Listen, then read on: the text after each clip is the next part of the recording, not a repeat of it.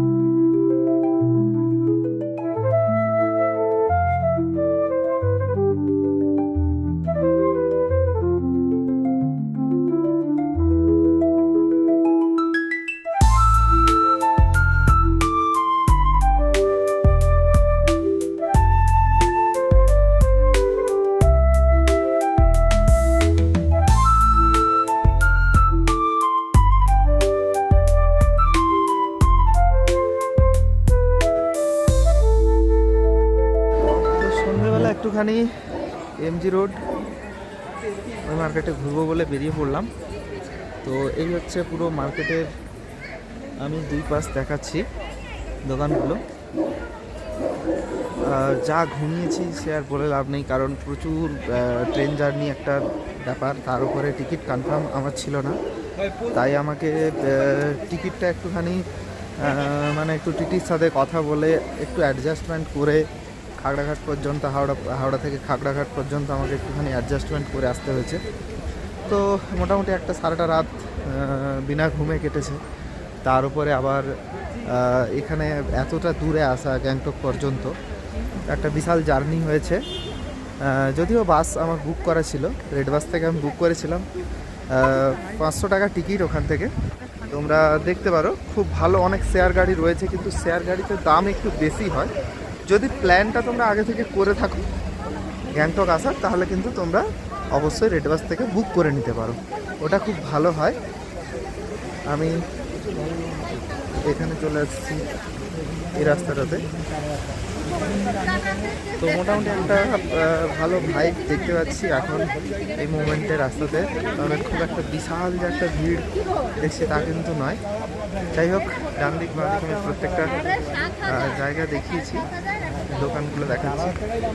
এখানে একটা ব্যাপার হয়েছে, আমরা যখন পৌঁছাই তখন এখানটাতে কিন্তু আমি ভাতের হোটেল খুঁজে পাচ্ছিলাম না। মানে বাঙালি, মাছে ভাতে বাঙালি, তো ভাত না হলে ঠিক চলে না আমাদের, অন্তত একটা বেলা। তো এখানে কিন্তু ভাতের হোটেল পেয়েছি, একটা অন্নপূর্ণা হোটেল, আর একটা পেয়েছি হচ্ছে কলকাতা ক্যাফে টাইপের এরকম কিছু একটা নাম ছিল এখানে। তো সেই জায়গাটাতে আমি কিন্তু খাওয়া দাওয়া করেছি, এবং জায়গাটার লিঙ্কগুলো আমি তোমাদেরকে ডেসক্রিপশানে দিয়ে দেবো, যদি খুঁজে পেতে যাতে অসুবিধে না হয়। তো এরকম একটা পরিস্থিতিতে তোমাদের আমি ব্লগটা দেখাতে পারিনি, মানে বাসের মধ্যে আমি তোমাদের দেখাতে পারিনি। যাই হোক, একটা ঠান্ডা খুব ভাবছিলাম, হালকা হালকা 2-4 ফোঁটা বৃষ্টি পড়েছে। এখন বৃষ্টির তেমন কোনো ছিটে ফোঁটা কিছুই নেই। জাস্ট আমি তোমাদের দুটো পাস দেখাচ্ছি। এই পাসটা নো এন্ট্রি রয়েছে, ওই পাসটা ওয়ান ওয়ে রয়েছে। তো ওই পাশে গাড়ি চলছে, আর এই পাশটাতে পুরো কিন্তু পথচারীদের জন্য ছাড়া রয়েছে, এরকম একটা ব্যাপার। যাই হোক, ঘুরতে হয়, ঘুরে যাচ্ছি, কেনাকাটার তেমন কিছুই নেই। কিছুটা এলাম, মেট্রো, অনেক শোরুম রয়েছে এখানটাতে। তবে হ্যাঁ, বাঙালি প্রচুর এখানে, কিন্তু বাঙালি খাবারের খুব অভাব।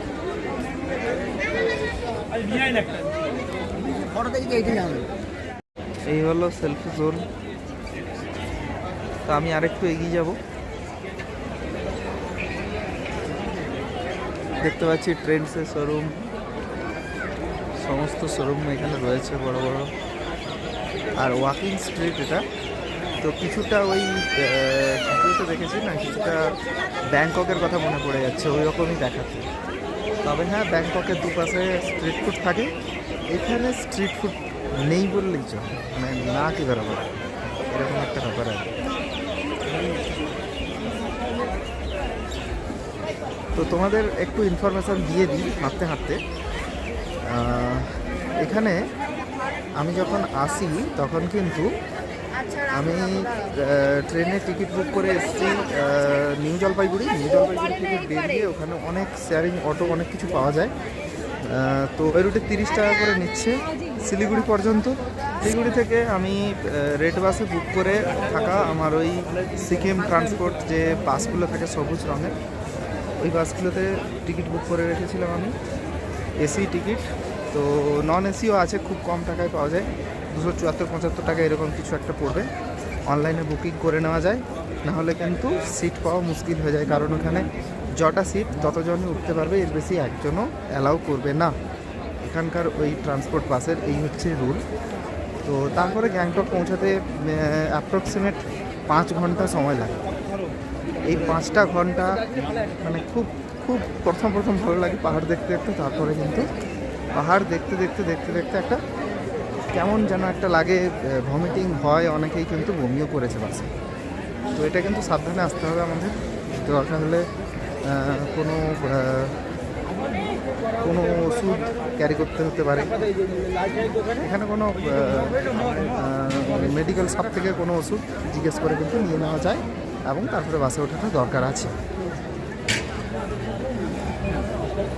তারপরে আমি কিন্তু এই শিলিগুড়ি গ্যাংটক পৌঁছে এখানে প্রি বুকিং করে রাখা আমার একটা হোটেলে আমি কিন্তু আসি। তারপরে এখানে কিন্তু খাওয়া দাওয়াটা আমার ইনক্লুড ছিল না, মানে মিল নন ইনক্লুডেড একটা রুম আমি বুকিং করি এবং মিলটা বাইরের থেকে জানি কোথাও একটা খাবো, তোমাদেরকে দেখাবো, এরকম একটা প্ল্যান করে কিন্তু মিলটা ইনক্লুড করিনি।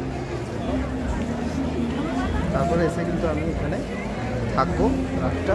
তারপরে আগামীকাল প্রচুর স্নোফল হওয়ার কারণে কিন্তু আমার ওই নাথুলার ট্রিপটা মনে হচ্ছে ক্যান্সেল করা হতে পারে, এরকম একটা ব্যাপার আমাকে ফোন করে আমাদের গাইড দাদা জানালো।